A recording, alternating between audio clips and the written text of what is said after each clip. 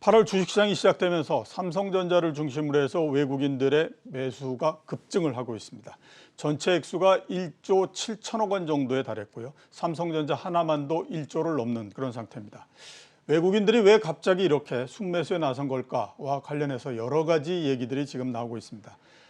가장 자주 등장하고 있는 것이 역시 환율이고요. 그다음에 반도체 경기 회복에 대한 기대도 한몫을 하고 있다. 이렇게 얘기를 하고 있습니다. 모두 타당성이 있는 얘기긴 하지만 갑자기 변화된 외국인들의 매매 포지션을 설명하는 데는 좀 미흡하지 않나라는 생각이 듭니다. 그래서 이렇게 한번 생각해 봐야 될 필요가 있지 않나라는 생각이 드는데요. 수급은 모든 상황이 다 끝난 이후에 그 모든 상황이 끝난 결과를 가지고 설명할 수밖에 없다라고 하는 점을 좀 명심해 주셨으면 하는 생각이 듭니다. 국내 주식시장에 대해서 알아보도록 하겠습니다. 김일구 하나투자증권 수석 이코노미스트 나오셨습니다. 안녕하십니까? 안녕하십니까? 예, 미국 시장에 대해서 좀 여쭤보도록 하겠습니다. 미국 시장이 다시 사상 최고치를 기록을 했습니다. 시장이 좋은 것 같은데 하루하루를 보면 또 그렇게 아주 급등을 하거나 굉장히 빠르게 올라가는 이런 것들은 좀 없는 것 같고요. 미국 시장 전망 어떻게 보십니까? 그리고 좀 저희가 짚어봐야 할 포인트 한번 좀 짚어주시죠. 그 주식시장이 상승할 때도 보면 저는 보통 한 3가지 패턴을 갖고 있다고 생각을 하는데 지금은 딱 그렇게 조금씩 올라가는 그런 상황인 것 같아요. 왜냐하면 처음에 이제 경기 저점에서부터 중앙은행이나 정부의 경기 부양책 가지고 주가 올라가기 시작할 때는 유동성 힘으로 굉장히 강력한 상승세가 나타납니다. 그러니까 그 전에 떨어졌던 거를 되돌리는 힘이죠. 그러고 난 다음에 그다음 마지막 상승은 저는 이제 실적이라고 보는데 실적이 계속 좋아지는 거죠. 그럼 또 한번 주가 올라가기 시작하는데 경기 침체 직후에 나타나는 것만큼 그렇게 강력한 상승은 아니지만 여기서 상당한 주가 상승이 나타납니다. 근데 유동성의 힘도 아니고 이게 실적의 힘도 아닌 중간에 좀 애매한. 그러니까 유동성을 기업 실적이 진짜 좋아지고 난 다음에나 유동성을 줄이는 게 아니고 그 전에 이제 유동성 공급을 줄이거든요. 이미 그걸 했기 때문에. 그러면 이게 공백 기간이 있는데 요 기간 동안에는 주가가 일반적으로 이런 모양입니다. 완전히 횡보하거나 올라가더라도 아주 조금씩 그러니까 잘 떨어지는 경우는 잘 없어요. 그렇기 때문에 왜냐하면 그 다음에 실적이라고 하는 것에 대한 기대가 여전히 남아 있거든요. 그렇기 때문에 지금 구간은 일종의 이제 그 공백기, 유동성도 실적도 없는 공백기인데 그 다음에 실적이 넘어간다라는 기대감이 굉장히 강하기 때문에 주가가 조금씩 올라가는 그런 국면이라고 해석을 합니다. 미국 시장 내부적으로 보면 7월 달에는 빅테크 주식들이 좀 올라갔었는데 지금은 조금 좀 쉬는 것 같고요. 그 대신에 또 보면 그 로빈훗 우리가 작년도에 굉장히 많이 얘기를 했던 그 회사죠. 주가 급등하고 있고 또 마찬가지로 AMD도 또 상당히 많이 상승을 하고 있고요. 그동안에 아무튼 얘기가 많이 됐던 그래도 큰 기업 중에서는 테슬라 정도 한 10% 정도 이렇게 올랐고 이렇습니다. 그래서 아마 로빈훗하고 AMD 이런 데가 굉장히 많이 오른 것이 그래도 좀 눈에 띈다 이렇게 생각이 들거든요. 요 종목들이 오르는 걸 우리가 어떻게 봐야 될까요? 이게 뭐 전 세계적으로 이제 개인들의 주식시장 참여가 좀 많다 보니까 당연히 개인들이 예전하고 달리 지금은 SNS를 많이 하죠. 그러다 보니까 이제 한꺼번에 특정 종목으로 몰려드는 그런 경향이 강합니다. 밈 주식이라고도 이야기하는. 그러다 보니까 특정 종목에서 갑자기 가격 상승이 나타나는데 이걸 뭘 다르게 설명하기는 어려워요. 그러니까 지금처럼 이 SNS를 많이 하는 개인 투자자들이 주식시장에 많이 들어와 있으면 이런 일이 앞으로도 계속 발생한다라고 봐야 되지 않겠는가. 근데 그게 어떤 종목일지 모르겠지만 누군가가 이제 가령 이번 같은 경우에도 캐시우드가 그 로빈훗 주식을 많이 샀다 뭐 이런 이야기를 하면서 이제 그런 일이 벌어졌는데 그러니까 개인들의 특성은 개인들의 이제 집중적으로 매수하는 종목의 특성은 누군가가 선두에 서서 이제 돌격 앞으로를 하는 거죠. 돌격 앞으로 해주고. 그러면 우르르 몰려드는 그런 현상이 지금 게임스탑부터 해가지고 계속 반복적으로 여러 종목에서 나타나고 있는 것 같아요. 당분간은 아무튼 이렇게 계속해서 개별적인 종목 이걸로 해서 계속 움직이겠죠. 그냥 큰 종목이 한꺼번에 움직여서 주가가 좀 올라가고 이러는 거는 당분간은 좀 기대하기가 쉽지는 않지 않을까 싶은데 어떻게 생각하십니까? 근데 이런 종목들 말고도 이게 우리가 기본적으로 성장주, 가치주 이런 이야기를 많이 하지 않습니까? 그렇죠. 근데 올해 들어와서 이제 가치주가 올라가다가 가치주가 좀 부진한 상황이 이어지고 있고 다시 성장주 올라가다가 어제 미국 주식시장을 보면 다시 이제 가치주가 올라가기도 하고 막 이런 현상인데 여기에 이면에 저는 이제 바이러스 확산이 있다고 생각을 합니다. 과거에도 작년부터라도 쭉 이 바이러스 확산 과정에서 성장주와 가치주 움직임을 보면 바이러스 확산이 혹시 빨리 일어날 때는 가치주가 힘을 못 써요. 그러니까 네. 여행주다, 뭐 음식 이런 것들이 힘을 제대로 못 쓸 수밖에 없죠. 그때는 비대면, 그러니까 성장주 중심으로 주가 막 올라가다가 여전히 확산되고 있지만 이제 한풀 꺾인 것 같다. 예. 이게 좀 지나고 나면 그러니까 이제 어느 정도는 한풀 꺾였고 늘어나고는 있지만 이게 한 2, 3주 길면 한 달 정도 지나고 나면 꺾일 것 같다라는 느낌이 올 때가 있는데 예. 그때부터는 이제 성장주가 못 가고 가치주가 급등을 하는 그런 모양을 보여왔습니다. 지금은 델타 변이가 이제 미국에서도 확산된다 그러면서 한 2, 3주 정도 성장주가 가파른 상승을 하다가 예.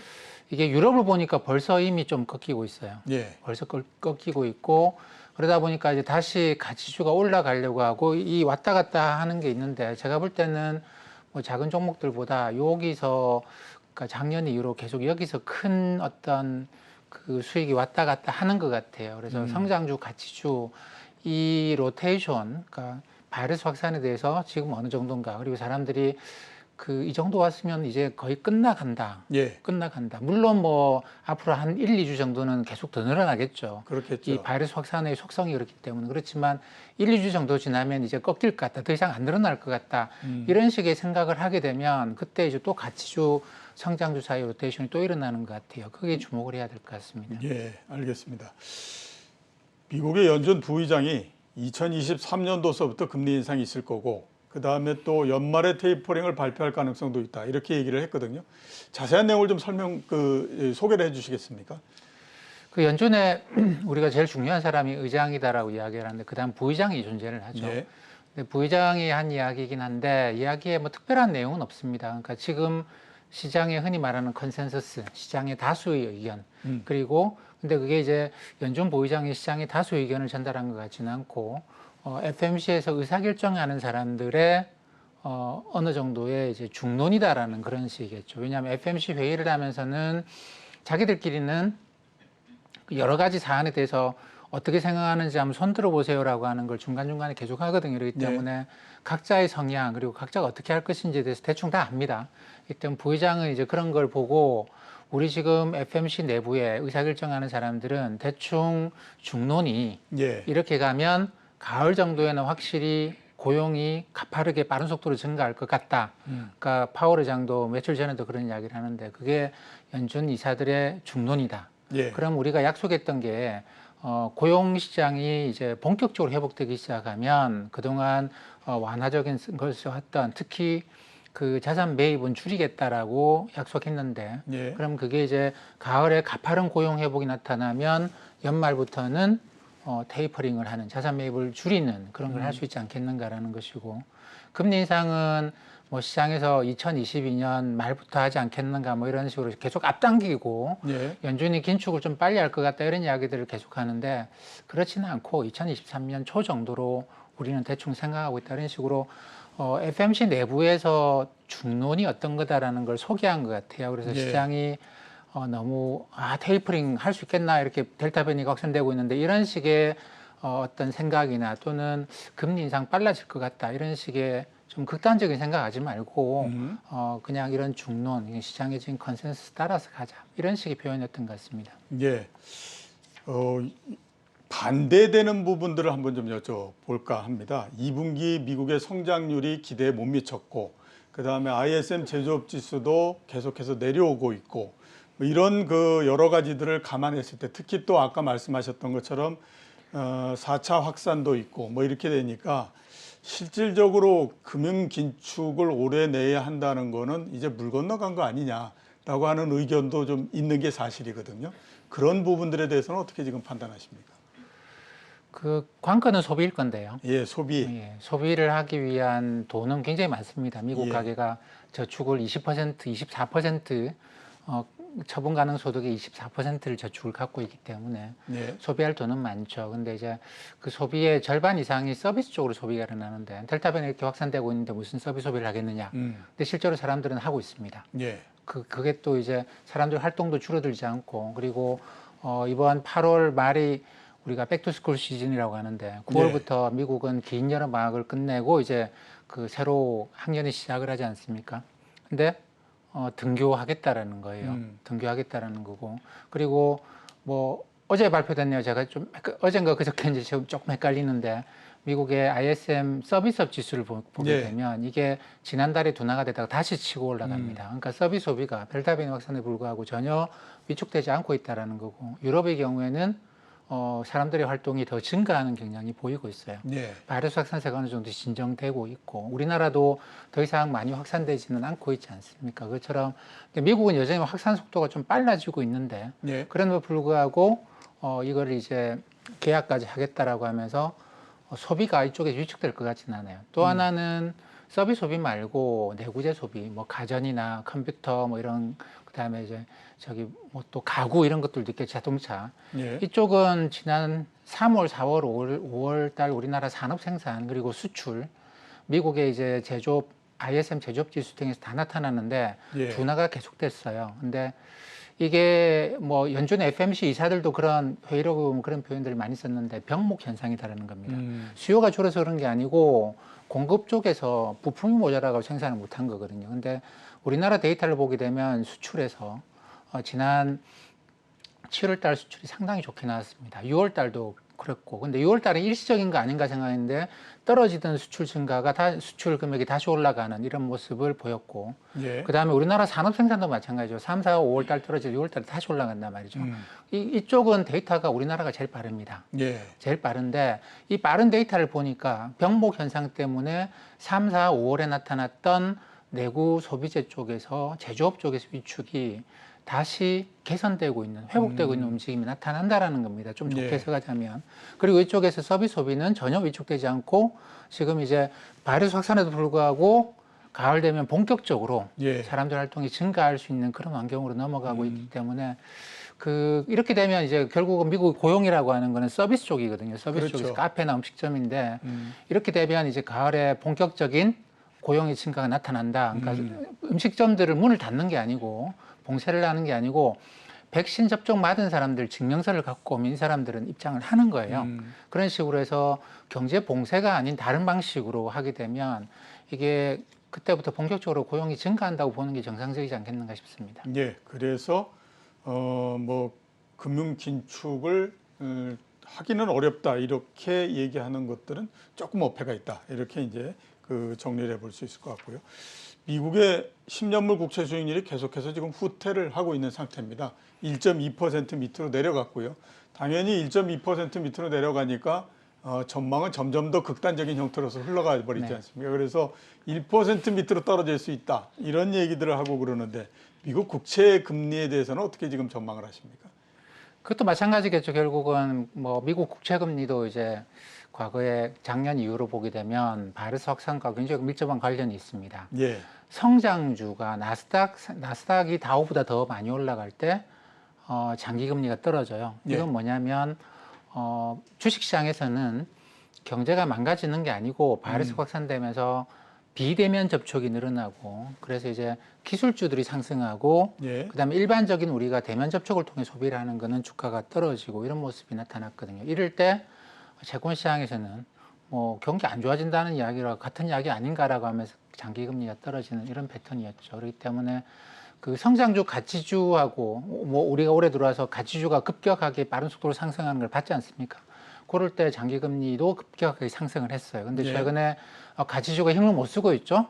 그다음에 우리나라 뭐 조선주를 포함해서 중공업들, 흔히 이제 시클리컬이라고 이야기하는 경기 순환주들이, 경기 민감주들이 힘을 못 쓰고 있는 이런 상황에서 뭐 경기 나빠진다고 하면 장기 금리가 떨어진 거거든요. 근데 이거는 제가 볼 때는 이게 그 바이러스 확산 정도에 따라서 계속 로테이션이 일어나는 것과 마찬가지로 장기 금리도 그냥 이거에 따라서 올라갔다 내려갔다 올라갔다 내려갔다 하고 있는 것 같아요. 근데 최근에 이게 장기 금리가 10년째 국채 금리 1.17 정도까지 떨어졌다가 지금 2.25 그 정도로 조금 올라가 있는 그런 모양인데 이게 이제 떨어지다 보니까 좀 이상한 거죠. 이게 바이러스 확산으로 경제가 나빠진다고 보기 어렵지 않은가.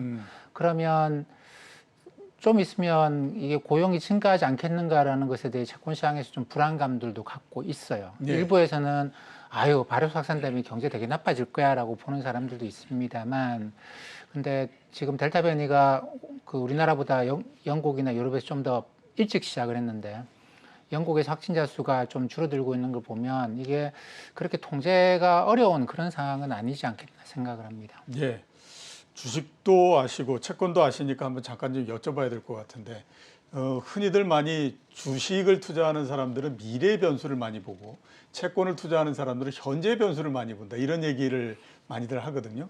그래서 요즘도 보면 주가는 계속해서 올라가는데, 이제 뭐 바이러스든지 아니면 경기에서 그 다음 국면들을 생각하고 있는데, 채권 가격이 이렇게 떨어지는 거는 현재 지수 이거나 이거를 보고 이렇게 반응을 하기 때문에 그런 걸까요?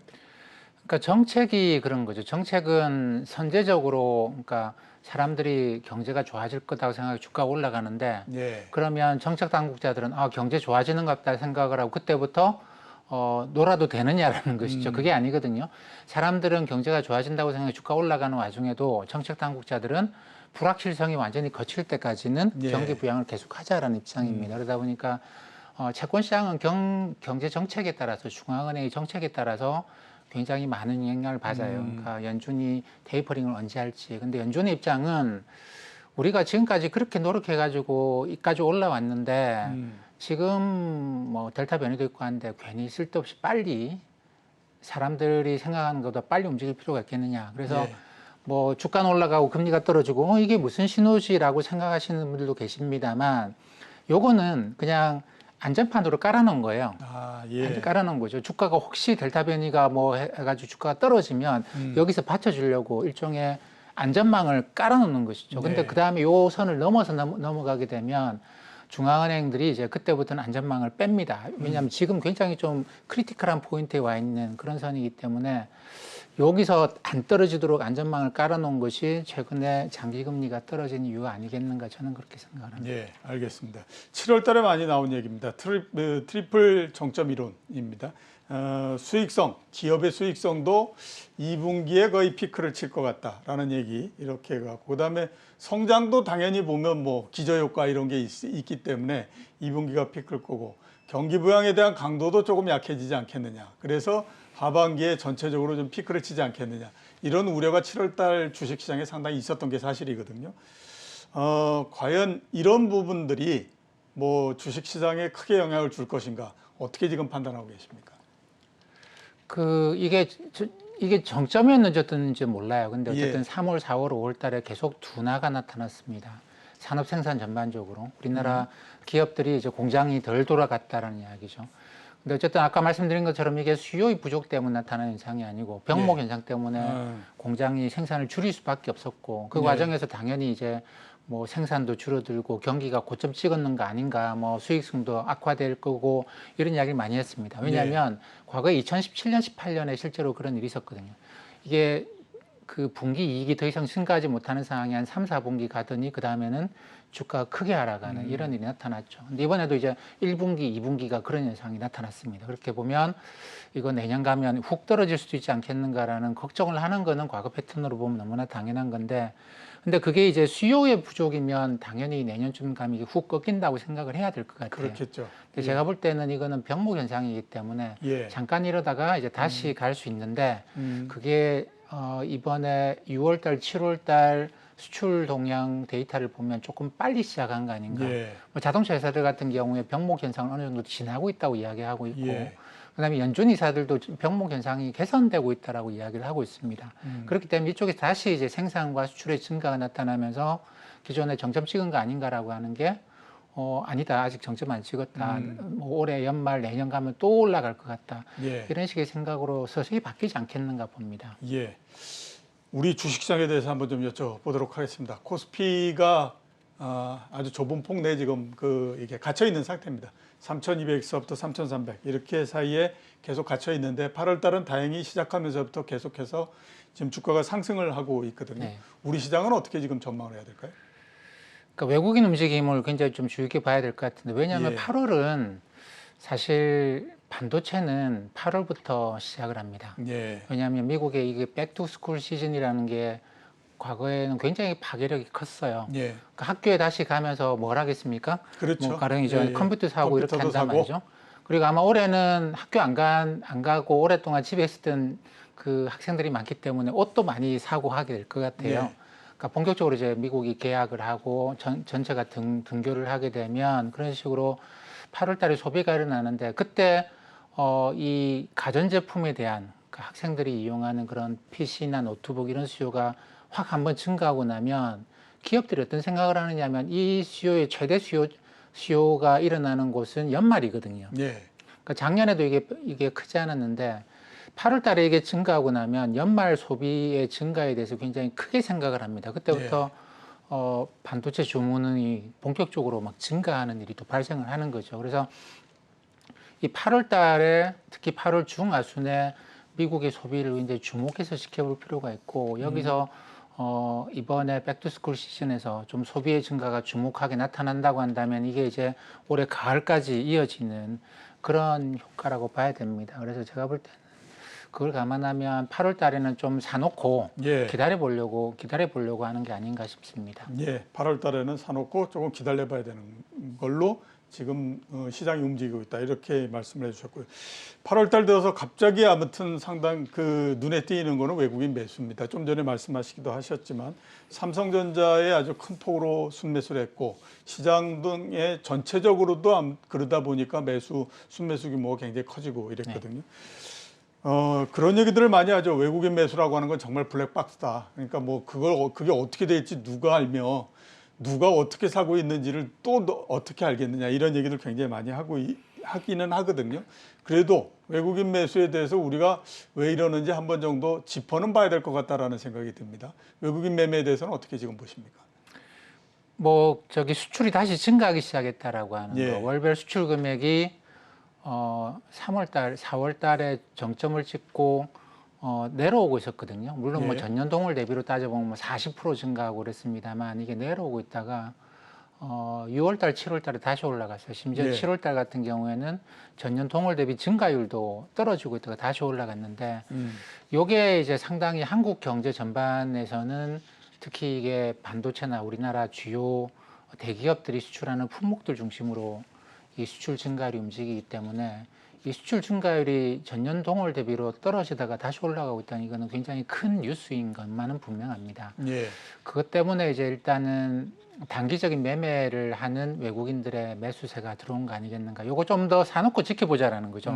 요게 어디까지 갈지는 모르겠는데 한국의 수출이 이런 거면 그동안 뭐 ISM 제조업 지수나 이런 거 계속 이제 제조업 쪽에 글로벌 경기 둔화가 나타난다고 했는데 한국이 제일 먼저 이런 데이터가 나오거든요. 예. 이걸 보면 좀 있으면 올라갈 수도 있겠다. 이거 병목 현상 때문에 나타났던 일시적인 둔화였다면 한국이 데이터가 저렇게 나온다고 한다면 올라갈 수도 있겠다. 그럼 일단 사놓고 좀 보자라고 하는 게 제가 볼 때는 우리나라에 들어온 외국인들이 참 다양합니다. 그래서 예. 뭐라고 말을 하기는 좀 곤란합니다. 제가 볼 때는 그런 식으로 아주 짧게 움직이는 그리고 아주 이제 기민하게 움직이는 외국인들의 매수세가 들어온 게 아닌가라고 판단을 합니다. 예, 알겠습니다. 그리고 외국인 그 매매가 나올 때마다 많이들 얘기하는 게 환율이기 때문에 한번 좀 여쭤봐야 될 것 같은데 원달러 환율이 한때 1,150원 정도까지 갔었죠. 그 굉장히 좀 약세가 됐다가 했는데 역시 이제 달러가 굉장히 강세이기 때문에 이렇다라는 얘기를 많이 하고 있거든요. 전체적으로 달러는 어떤 방향으로 움직일 거라고 지금 보십니까? 달러화가 올해 계속 약세를 보여오다가 예. 연준에서 금리 인상이 좀 빨라질 수 있겠다라는 이야기를 하면서 이제 달러화 지수로 보게 되면 88, 87 정도까지 가다가 지금 92까지 왔다가 예. 이 박스권에 계속 횡보하고 있습니다. 지금 몇 달 동안. 근데 여기서 크게 달러화가 움직일 것 같지는 않아요. 그러니까 이 하락하던 달러화가 상승을 하게 된 계기는 뭐 테이퍼링 같은 장기금리와 관련된 게 아니고 연준이 연방기금리, 단기금리를 인상할 수 있다라고 하면서 이만 한 단계 올라간 그런 거라고 보는데 예. 이게 이제 더 이상 확산되지는 않는 더 빨리 하겠다거나 뭐 그런 건 아니단 말이죠. 그래서 달러화는 뭐 미국의 10년짜리 국채금리와 같은 장기금리하고 관련되어 있는 게 아니고 연방기금금리하고 연결되어 있다고 생각을 합니다. 그렇게 보면 연방기금금리가 이제 그때 6월 달에 잠깐 좀 올라가고 혼란스럽다가 단기금리가 지금 안정되어 있기 때문에 달러화도 지금 지난 몇 달 동안 유지하고 있는 박스권에서 크게 벗어나기는 어렵지 않겠는가라고 예. 생각을 하고 그러면 뭐 중국도 마찬가지로 더 이상 위안화 환율이 떨어지는 걸 원치 않는 상황이기 때문에 그리고 올라가는 것도 뭐 그렇게 올라가는 것도 아니에요. 예. 올라가는 것도 막혀 있고 박스권이죠. 그래서 지금은 미국하고 중국 사이에 사실 예전에는 경제적으로 서로 간에 대화를 하고 미국이 중국한테 이것저것 요구하고 막 그랬습니다. 그렇죠. 근데 중국이 그거를 이제 미국도 안 하고 중국도 안 하고 서로 그걸 거부를 하고 있는 상황이에요. 그러니까 이게 이야기가 될 때나 환율이 좀 중요한 이슈가 되고 뭐 달러가 위안화가 어떻게 된다는 이야기를 많이 했는데 지금 이 양자 사이에 경제 협력 또는 이런 식의 대화가 중단되어 있는 상태이기 때문에 이런 상태에서 두 나라 다 환율 가지고 뭘 하려고 하진 않죠. 그래서 외환시장이 박스권에 상당히 좀 길어지고 있는 것 같습니다. 예. 그러면 당분간도 아무튼 뭐 이렇게 박스권을 좀 벗어나기는 쉽지 않은 그런 형태가 될 가능성이 높겠네요. 코스닥 중소형주에 대해서 한번 좀 여쭤보도록 하겠습니다. 코스닥 지수가 2000년도에 IT 버블이 터지고 한참 막 내려오고 그 다음에 이제 쭉 옆쪽으로 갔다가 뭐 또 올라가기도 했다가 했는데 2000년도를 제외하고는 지금 가장 높은 수준까지 올라와 있는 그런 상태입니다. 자, 이렇게 되다 보니까 이제 앞으로 중소형주의 강세, 그 기대를 지금 많이 하고 있는 것 같거든요. 중소형주 쪽으로 계속 시선을 돌려야 될까요? 어떻게 보십니까? 그 매크로에 자신이 있고 매크로가 잘 나오고 경제 지표가 잘 나오면 사람들은 대형주로 다시 올 거예요. 근데 예. 이게 아주 뚜렷하지는 않은 상황입니다. 조금씩 좋아지고 있다고 저는 판단하고 있습니다만 뭐 신문 기사를 주로 많이 보시는 개인 투자자들 입장에서는 이게 뭐 특별하게 좋아지고 있는 그런 건 전혀 보이지 않고 예. 경기가 더 나빠지지 않을까라고 생각하는 걱정이 많은 것이죠. 근데 경기가 나빠진다고 하면 대형주가 주가 하락을 먼저 맞을 위험성이 있고 하다 보니까 이런 때는 이제 중소형주도 예. 그러니까 기관 투자와 외국인들이 좀 작은 중소형주로 가 있으면 좀 안전하다 생각을 하는 것이죠. 그리고 주가 상승도 나타나고 그래서 이런 시기에는 중소형주로 가 있다가 그러다가 또 경제 지표가 좋아지기 시작하면 외국인 기관들이 매수가 들어올 만한 종목으로 또 옮겨가게 돼 있어요. 그때 네. 대형주가 다시 올라가는 그런 식의 이것도 순환매 양상인데 그게 이제 제가 볼 때는 가을이 되면 본격화되지 않겠는가 싶습니다. 가을 되면 조금 줄어들지 않겠느냐 말씀을 하셨고, 자, 오늘이 카카오뱅크 상장을 했기 때문에 요 질문을 한번 좀 드려야 될 것 같습니다. 카카오뱅크가 어떠냐 뭐 이런 것들은 뭐 수도 없이들 많이 얘기했기 때문에 그 부분들은 제외하고요. 카카오뱅크가 오늘만 보면 거의 그 시가총액이 30조 정도 됩니다. 그리고 요거보다는 덜하지만 그래도 10조 규모 이런 주식들이 올해에 굉장히 많이 상장을 했거든요. 과거에 우리가 한번 돌이켜서 보면 주가가 굉장히 좋을 때 IPO를 많이 하거나 유상증자를 많이 하거나 이렇게 하면 그 다음에 시장에 이거 부담 많이 된다 이런 얘기를 많이 합니다. 올해에 지금 보면 상당히 많은 주식들이 큰 규모로 상장을 했고 했는데 이런 주식들이 이런 그 상장의 형태가 주식시장에 어떤 부담이 되거나 이런 부분들은 없을까요? 당연히 그렇죠. 주식시장도 수요와 공급으로 생각을 하면 기업이 예. 얼마나 발행하는가라고 하는 게 공급이고 돈이 이제 주식시장으로 얼마나 많이 들어오는가라고 하는 게 주식의 수요일 건데 돈이 추가적으로 들어오지는 않잖아요. 예. 뭐 들어온다고 해봤자 이제 IPO 잠깐 하고 IPO하고 들어갔다가 빠져나가는 돈들이 좀 있고 돈이 그렇게 순수하게 더 많이 들어오는 것 같지는 않습니다. 근데 공급 물량은 이제 작년부터 해서 본격적으로 늘어나고 있죠. 그러니까 작년 뭐 연말이나 올해 초 같으면 주식의 수요가 너무 많았다고 본다면 그때 이후로 이제 공급이 늘어나면서 어느 정도 균형을 맞춰가고 있는 단계이긴 한 것 같은데 아직까지 IPO에 몰려드는 돈의 규모를 보면 이게 수요와 공급이 아직까지도 균형을 맞추고 있다고 판단하기는 어려운 것 같아요. 여전히 예.